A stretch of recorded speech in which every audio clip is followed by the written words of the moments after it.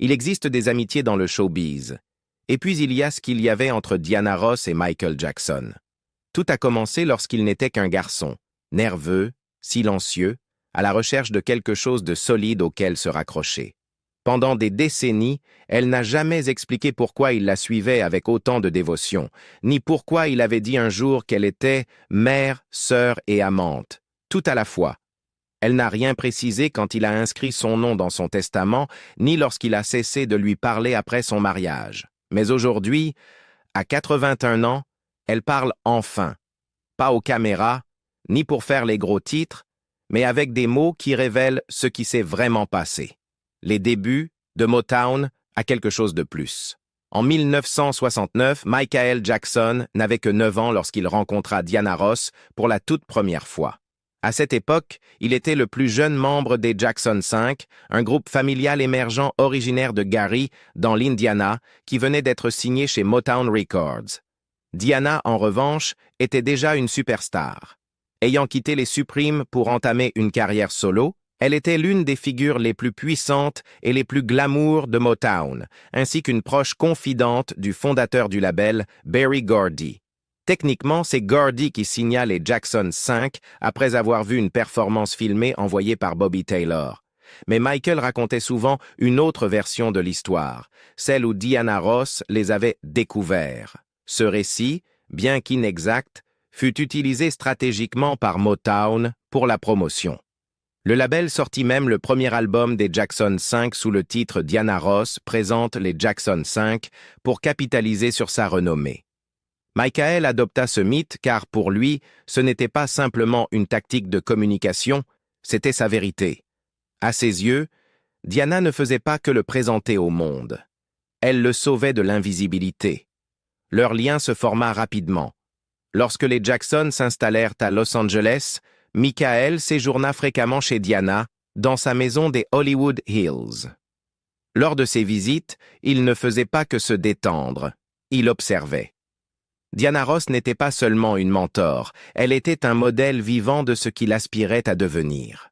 Il étudiait son sens du détail, sa façon de répéter chaque mouvement, ses réponses en interview, la manière dont elle réglait la lumière et les angles sur le plateau. Plus tard, Michael dirait que Diana lui avait appris à sourire devant la caméra, à occuper une scène et, plus que tout, à se comporter comme une star. En 1971, Michael lança sa carrière solo tout en continuant à se produire avec les Jackson 5. Sa première prestation télévisée en solo ne se fit pas dans un programme des Jackson, mais dans Diana, l'émission spéciale de prime time de Diana Ross. Il y chanta Got to Be There et dansa avec une assurance impressionnante pour son âge. Ce que le public ne vit pas, c'est le travail en coulisses. Diana l'avait préparé avec douceur et attention. Lors d'interviews cette même année, Diana décrivit Michael comme un fils ou un frère pour elle. « Il m'admire tellement, dit-elle, alors j'essaie d'être un bon exemple. » La presse adorait cette image, la diva confiante guidant un jeune prodige timide vers la lumière. Mais derrière les portes closes, les sentiments de Michael allaient au-delà de l'admiration. Il la suivait avec l'intensité de quelqu'un qui ressentait plus que de la gratitude. Il mémorisait ses gestes, sa façon de parler, même la manière dont elle tournait la tête sur scène. Au fil des années, ce lien devint plus visible. Le frère de Michael, Jermaine, déclara plus tard que Michael vénérait Diana et la voyait comme plus qu'un membre de la famille. Tandis que le public pensait qu'ils étaient comme frères et sœurs, ceux qui connaissaient vraiment Michael percevaient quelque chose de plus complexe et de non dit. Pourtant, à cette époque, il n'y eut ni controverse, ni spéculation publique. Juste une connexion discrète et constante entre deux artistes, l'une au sommet de sa carrière, l'autre à l'aube de la sienne. Ce qu'ils partageaient n'avait rien de scandaleux, mais était profondément personnel. Et même alors, les bases étaient posées. Un lien qui s'étendrait sur des décennies, bousculerait les définitions et finirait par alimenter l'une des relations les plus mystérieuses et chuchotées de l'histoire de la musique moderne. Vivre ensemble et frontières privées. En 1978, Michael Jackson a endossé le rôle de l'épouvantail dans The Wiz, un grand film qui réimaginait le magicien d'Oz avec une distribution entièrement afro-américaine. Ce fut son premier rôle principal au cinéma et sa première expérience d'acteur aux côtés de Diana Ross, qui jouait Dorothée. Si ce film représentait pour Michael une opportunité d'explorer le jeu d'acteur et de s'émanciper de l'ombre des Jackson 5, une autre motivation, peut-être plus personnelle que professionnelle, l'attirait vers le projet. Diana elle-même. À ce moment-là, Diana Ross n'était plus simplement une mentor ou une idole. Elle était devenue une figure centrale dans sa vie. C'était la première fois qu'ils allaient travailler ensemble au quotidien pendant une longue période. Non pas en se croisant sur scène ou en studio, mais en partageant une routine privée et constante pendant plusieurs mois. Durant le tournage à New York, Michael loua un appartement au lieu de séjourner à l'hôtel. À la surprise de beaucoup sur le plateau, Diana choisit d'y vivre elle aussi. Il n'y avait ni manager, ni personnel, ni caméra, juste eux deux. Ce qui s'est passé derrière la porte de cet appartement n'a jamais été rendu public. Ni Diana ni Michael n'en ont parlé en interview. Mais les personnes proches de la production remarquèrent un changement. Des membres de l'équipe racontèrent que le duo arrivait et repartait du tournage ensemble, dînait côte à côte et s'engageait souvent dans de longues conversations après la fin des prises. Diana ne l'appelait pas Michael, elle l'appelait bébé. Et Michael, connu pour sa timidité, paraissait visiblement détendu en sa présence. Les spéculations se mirent à circuler doucement dans les coulisses. Maquilleurs, techniciens lumière, assistants, beaucoup pensaient qu'il y avait plus qu'un simple partenariat professionnel entre eux. Pourtant, personne n'abordait le sujet directement. L'atmosphère entre eux était intime, mais jamais ostentatoire. Ce n'était pas une romance mise en scène pour attirer l'attention. C'était privé. Pour Michael, ce fut une période décisive. Il venait d'avoir 20 ans, plus tout à fait un garçon, pas encore un homme. Il cherchait encore à se défaire de l'image d'enfant star, à trouver sa place en tant qu'artiste solo. En Diana Ross, il trouva une stabilité. Elle était quelqu'un qui avait déjà parcouru le chemin sur lequel il s'engageait. Sa présence l'ancrerait. Leur lien dépassait le simple réconfort émotionnel. Pendant les moments de pause, Michael partageait avec Diana des démos inédites, des maquettes qui allaient devenir des morceaux de son album solo phare, Off the Wall. Elle écoutait, donnait son avis, l'aidait à peaufiner les paroles.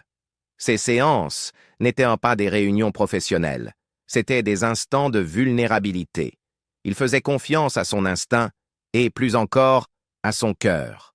Ceux qui étaient proches de Michael remarquèrent un changement. Il devenait plus introspectif. Il souriait moins face à la presse, mais paraissait plus serein en privé. Selon un ancien assistant, c'était la première fois qu'on le voyait aimer sans avoir à jouer un rôle. Diana n'a jamais répondu aux rumeurs. Michael non plus. Mais leur silence en disait plus long qu'un démenti. Ils protégeaient quelque chose qu'ils comprenaient tous deux, mais qu'ils savaient inexplicable. Il n'y eut aucune photo divulguée aux tabloïds, aucune confession dans la presse, seulement des souvenirs partagés entre eux et un lien qui n'avait pas besoin d'être nommé pour être réel. Confession publique et silence privé. En 1982, Michael Jackson était sur le point de devenir l'artiste le plus célèbre de la planète. Il venait tout juste de terminer l'enregistrement de Thriller, l'album qui allait redéfinir la pop, pulvériser les records de ventes mondiaux et faire de lui une icône culturelle. Le petit garçon qui se tenait autrefois timidement derrière Diana Ross était désormais au premier plan, traçant sa propre route, mais toujours hanté par une vérité intime qu'il n'avait jamais osé prononcer. Tout changea lors d'une interview pour Ebony cette même année. Le journaliste, s'attendant aux réponses prudentes habituelles de Michael, lui posa une question simple. « Qui est la femme idéale pour vous ?» Michael ne réfléchit pas. Il n'esquiva pas. Il regarda droit dans l'enregistreur et dit clairement « C'est Diana Ross. Je l'aime. » Le silence s'installa. Le journaliste crut d'abord à une plaisanterie, mais Michael ne souriait pas. Il était sérieux. Il ajouta que, s'il pouvait épouser n'importe qui dans le monde, ce serait elle. À l'époque, Michael avait 24 ans. Diana Ross, 38 ans, était déjà mère et avait divorcé 2 fois. L'écart d'âge et le poids émotionnel derrière ses paroles en surprit plus d'un. Mais Michael s'en fichait. Il avait gardé ses sentiments en lui pendant des années et il venait enfin de les libérer. La déclaration fit rapidement le tour des médias. Certains y virent un reste d'admiration adolescente, d'autres une stratégie de publicité. Mais ceux qui connaissaient Michael personnellement savaient que c'était sincère. Il était notoirement discret sur ses émotions. Qu'il se livre ainsi ne pouvait signifier qu'une chose. Ses sentiments étaient profonds, anciens et bien réels. Diana Ross, comme à son habitude, garda le silence. Elle ne commenta jamais publiquement. Elle ne confirma pas, mais ne démentit pas non plus. Curieusement, la presse ne la relança pas, comme s'il y avait un accord tacite. Ce qu'ils partageaient était trop fragile pour être exposé au grand jour. En coulisses, cependant, les langues se déliaient. Jermaine Jackson, le frère aîné de Michael, confirma plus tard ce que beaucoup soupçonnaient, que Michael aimait Diana depuis des années, et qu'il la considérait même comme sa petite amie. Il expliqua que Michael devenait jaloux chaque fois qu'elle apparaissait au bras d'un autre homme, sans chercher à le cacher à la famille. Puis, en 1985, Diana Ross annonça ses fiançailles avec le magnate norvégien du transport maritime Arne Næss Jr., et ils se marièrent la même année en Suisse. Ce fut une cérémonie intime, réservée à la famille et à quelques proches. Michael Jackson n'en faisait pas partie. Il ne vint pas au mariage, n'envoya aucun cadeau, n'adressa aucun message de félicitations. Lorsqu'on lui demanda pourquoi, il répondit avec une franchise douloureuse « J'étais jaloux, parce que j'ai toujours aimé Diana Ross, et je l'aimerai toujours. » Dans les semaines suivantes, Michael se retira. Ses proches notèrent un changement subtil mais profond. Il cessa de donner des interviews. Il annula des séances en studio. Il évita les projecteurs, chose rare pour un homme qui y vivait en permanence. Le perfectionniste infatigable était devenu silencieux, introverti, inaccessible. Le monde voyait alors une superstar au sommet de sa gloire. Mais en coulisses, c'était un jeune homme de 24 ans, confronté à la douleur discrète d'un amour non réciproque. Ce n'était pas un scandale, pas un drame. Juste la prise de conscience que la femme qu'il avait admirée, idéalisée, peut-être même attendue, allait désormais appeler un autre homme son mari. Personne ne blâma Diana. Elle avait le droit de vivre sa vie, de se marier, de choisir sa voie. Mais pour Michael, la souffrance ne venait pas de la perte. Elle venait du fait qu'il continuait à l'aimer, tout en sachant qu'elle ne serait jamais à lui. À partir de là, Michael changea. Il ne parla plus jamais d'amour en public. Il ne mentionna plus Diana Ross dans aucune interview, ni comme ami, ni comme collègue, même lorsqu'on le lui demandait. Mais ceux qui l'entouraient savaient une chose. Dans ces moments de vulnérabilité, quand il se repliait sur lui-même, c'était toujours à elle qu'il pensait en premier. La musique parle.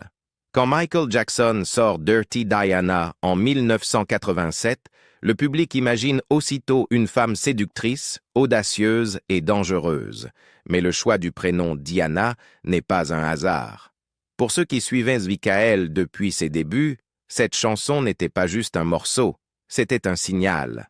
Pendant des années, Michael nia que Dirty Diana visait quelqu'un en particulier. Il expliquait que le personnage était fictif, une représentation des femmes qui gravitent autour des célébrités dans l'espoir de les manipuler. Mais le calendrier a intrigué plus d'un. Le copyright de la chanson a été déposé le jour exact du mariage de Diana Ross avec Arne Næss Jr. Cette coïncidence était trop parfaite pour être ignorée. Selon ses proches, notamment son frère Jermaine, la chanson exprimait une douleur longtemps contenue. Pas de la colère envers Diana elle-même, mais la frustration d'une perte personnelle qu'il ne pouvait traduire en mots. Quelques années plus tard, en 1991, Michael sort Remember the Time. Le ton change radicalement. Là où Dirty Diana brûlait de tension et de désir, Remember the Time est douce, nostalgique, presque tendre.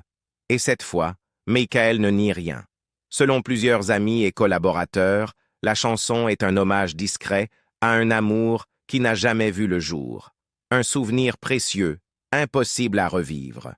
Dans le clip de Remember the Time, Michael incarne un homme dans un palais égyptien ancien, tentant de séduire une reine lointaine et toute puissante. La femme n'a pas de nom. Mais pour ceux qui connaissaient Michael, l'inspiration était claire. Jermaine Jackson a publiquement déclaré que Michael avait écrit la chanson pour Diana Ross, et cela avait du sens. Les paroles ne sont pas amères, elles ne reprochent rien, elles posent simplement une question. Do you remember? Tu t'en souviens? Aucune réponse n'était attendue. Le fait de poser la question suffisait. Ces deux chansons expriment des émotions opposées. L'une, une colère née du désir, l'autre, un regret doux amer. Mais toutes deux pointaient vers la même femme, Diane. À ce stade de sa vie, la musique était devenue le seul langage que Michael osait encore utiliser pour dire ce qu'il ne pouvait exprimer à voix haute. Il ne déclara plus jamais son amour publiquement, ni ne mentionna leur relation en interview. Mais chaque note, chaque mot, portait une émotion qu'il ne pouvait vivre au grand jour. Pour quiconque a un jour aimé quelqu'un de loin, quelqu'un qu'il ne pouvait jamais vraiment avoir, la musique devient le seul refuge où cet amour peut exister. Et pour Michael, la musique fut sa dernière lettre d'amour, celle que personne ne pouvait lui interdire d'écrire. Le testament, le sanctuaire et ce qu'elle a finalement avoué. En 2002, Michael Jackson met à jour son testament. Parmi les clauses juridiques et les dispositions sur son héritage, un détail inattendu attira l'attention. Si sa mère, Catherine Jackson, ne pouvait plus s'occuper de ses enfants, la personne suivante qu'il désignait comme tutrice légale était Diana Ross. Ni un ami proche, ni un frère ou une sœur de confiance, ni même Debbie Rowe, la mère de deux de ses enfants, c'était Diana Ross. Pour ceux qui comprenaient Michael, ce choix n'était pas surprenant. Il lui faisait profondément confiance, non seulement pour garder ses secrets, mais aussi pour porter ses valeurs. Diana ne l'avait jamais trahi. Elle n'avait jamais parlé de leurs moments privés. Elle n'avait jamais utilisé son nom pour attirer l'attention. Et c'est pourquoi il lui confia l'une des responsabilités les plus intimes et sacrées, la garde de ses enfants. Après la mort de Michael en 2009, Diana Ross publia une brève déclaration. « Je n'arrive pas à arrêter de pleurer. C'est trop soudain et choquant. Mon cœur souffre. Je prie pour ses enfants et sa famille. » Elle ne passa pas à la télévision. Elle n'accorda aucune interview. Elle n'assista pas aux funérailles. Mais son nom dans le testament disait tout ce qu'il y avait à dire. Dans les années qui suivirent, un autre détail fit surface, cette fois de la part d'employés du ranch de Neverland. Il y avait une petite pièce, non ouverte au public, où Michael avait placé des photos de Diana Ross. Un espace calme, privé, sans indication. Certains l'appelaient la salle Diana. Pas un sanctuaire, mais un lieu où il gardait un fragment de cette vie qu'il n'avait jamais pu avoir. En 2025, Diana Ross fêta ses 81 ans. Elle resta discrète, parlant rarement à la presse. Mais un après-midi, lors d'une conversation paisible en famille, elle dit enfin quelque chose qu'elle avait gardé pour elle pendant plus de 50 ans. « Michael m'aimait, dit-elle. M'aimait d'une façon qu'on ne peut pas facilement nommer. Pas de larmes, pas de drame, juste de l'honnêteté. » Quelqu'un lui demanda doucement « Et vous, vous l'avez aimé en retour ?» Elle marqua une pause, baissa les yeux vers sa tasse de thé, puis dit calmement « J'ai eu une immense tendresse pour Michael, avec tout ce qu'une personne peut donner à une autre, mais l'aimer comme lui m'aimait, je ne vais pas mentir là-dessus. » Elle n'en dit pas plus. Ce n'était pas nécessaire. Cette phrase suffisait à confirmer que ce sentiment avait été réel, très réel, mais jamais autorisé à devenir quelque chose d'officiel. Elle comprenait que si elle avait rendu cet amour dans sa totalité, cela aurait pu briser l'équilibre fragile entre admiration et affection. Il m'a donné un type d'amour que je n'étais pas sûre de pouvoir porter, dit-elle, et parce qu'elle savait combien cela comptait pour lui, elle choisit de garder ses distances, pour ne pas le blesser. Quand on remonte l'histoire, de leur première rencontre, à leur cohabitation pendant The Wiz, aux confessions publiques, son absence à son mariage, les chansons codées, le testament et cette salle silencieuse à Neverland, tout devient clair. Ce n'était pas une romance ordinaire, ce n'était pas un conte de fées, c'était un lien de toute une vie, toujours présent, jamais totalement reconnu, mais impossible à effacer. Pensez-vous que Michael Jackson a vraiment aimé Diana Ross, ou était-ce quelque chose de plus complexe que l'amour? Dites-le nous en commentaire. Et si cette histoire vous a touché, n'oubliez pas de liker, de vous abonner et de découvrir chaque semaine d'autres récits vrais que nous révélons.